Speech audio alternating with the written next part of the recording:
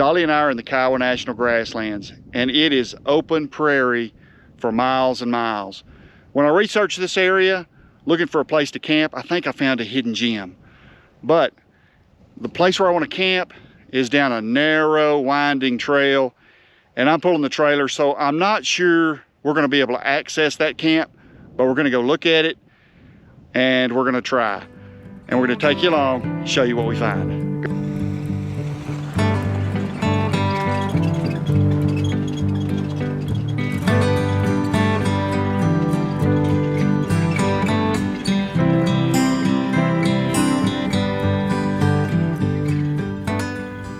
Residing in one of the largest natural grasslands in the world, the 137,000 acre Kiowa National Grassland sits on the western edge of the North American Great Prairie.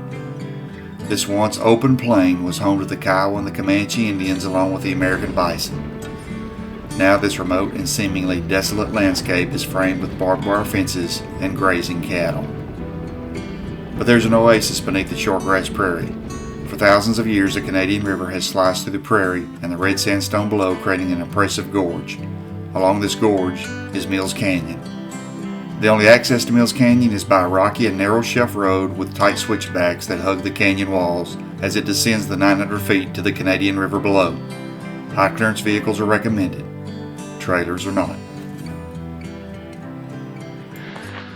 Well, we've scouted out about the first mile of the trail that descends into the canyon. And so far, I don't see anything that I don't think the short wheelbase Jeep and our little trailer can't handle. So we're going to give it a shot. My biggest concern is steep.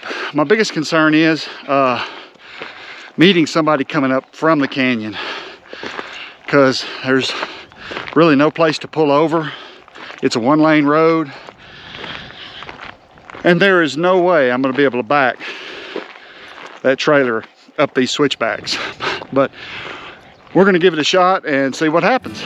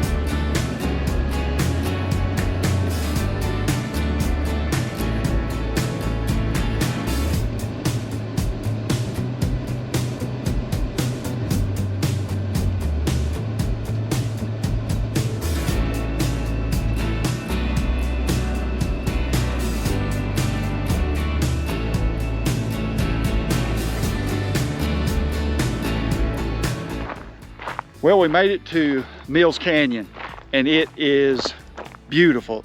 I am really glad we took the side trip to come out here. We are miles away from anything, really. In fact, it took me almost half a tank of gas to get from the last gas stop to where we are now. I do have a little extra fuel, so I think we'll make it back, but there's really nothing out here. But it is gorgeous. There are some offshoots of on the road that comes down here, so I did look at possibly doing some dispersed camping. All those are closed, so I'm forced to camp in the campground, but I think it's going to be fine because we're the only ones here. It's pretty warm. It's a Sunday. Well, it's a Saturday. It's pretty warm. I think my Jeep showed 99 on the trail coming down here. The highest I saw, but it's not bad when you get in the shade. There's a little breeze blowing, so I think we'll be fine down here. It's beautiful, secluded. I love it. So we're gonna set up camp and settle in for the night, and over dinner tonight I'm going to tell you what my plans are for this week. We're on a week-long road trip. This is the first stop, and if the rest of it goes like this, then I think we're going to be fine, because this is just gorgeous.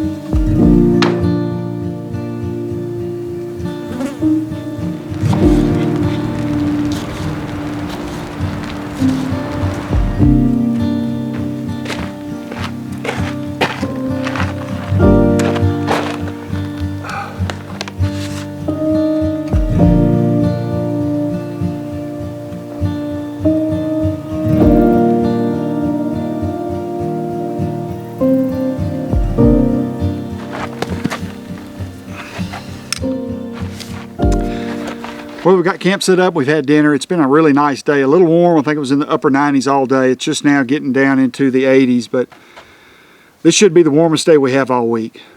Our plans for the week are just to explore northern New Mexico. My last 2 long trips have been to Arizona, and I've researched New Mexico just enough to find some dispersed campsites, but every time I research it, I find more things that I want to see. So thought I'd just set aside this week to just explore New Mexico and mark some campsites. I want to start exploring further west and north, Utah, Colorado. So I'm going to use this opportunity as we make a loop through northern New Mexico to mark some dispersed campsites. That way when I travel through, I'll have campsites that I'm familiar with and I've put my eyes on and have them marked on the map. So it's going to be a great week. The weather is a little iffy. It's kind of changed since I left. There's bands of showers and thunderstorms that are going to move through pretty much the whole area all week. But we're going to continue on and make the best of it unless it just washes us out completely. But as of right now, we're going to keep moving. In the morning, there's really a cool history with Mills Canyon where we are here. And in the morning we're going to take a tour of the ruins and just explore a little bit of Mills Canyon before we head out. But it's starting to get late. I'm going to knock out a couple chapters in my book and then we're going to hit the site. And we'll see you in the morning.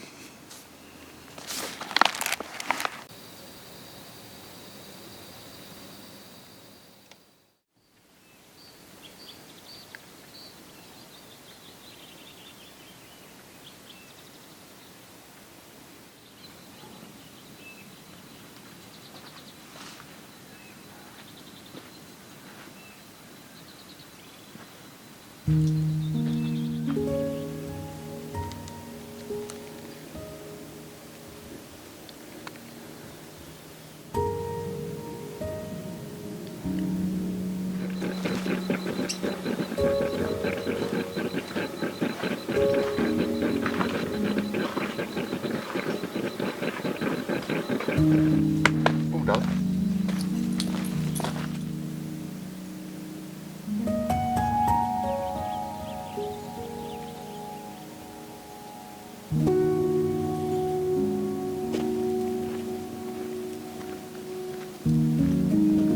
Attorney and political figure Melvin Mills established a massive orchard and ranch complex within the canyon's walls in the late 1800s.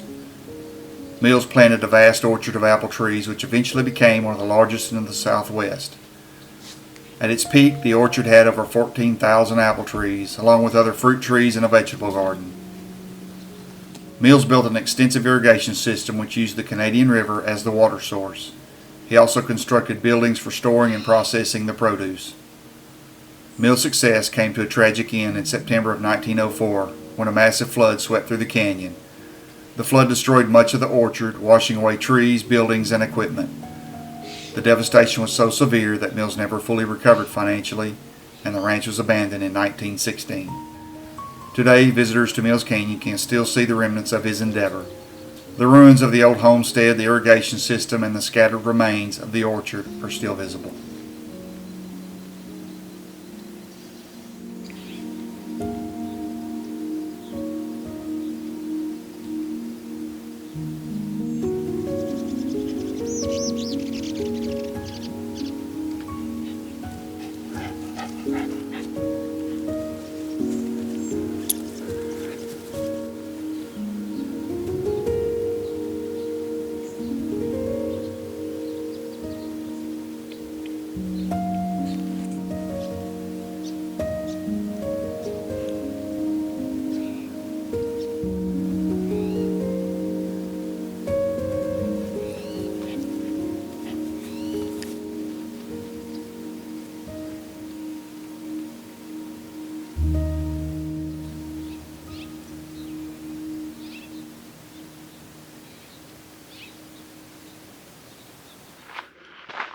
Well, I've really enjoyed my time here in Mills Canyon. This is a really cool spot, and I kind of hate to leave, but we've got more things to see. I hope you enjoyed the video. If you did, come back next week as we continue our adventure. Thanks for watching.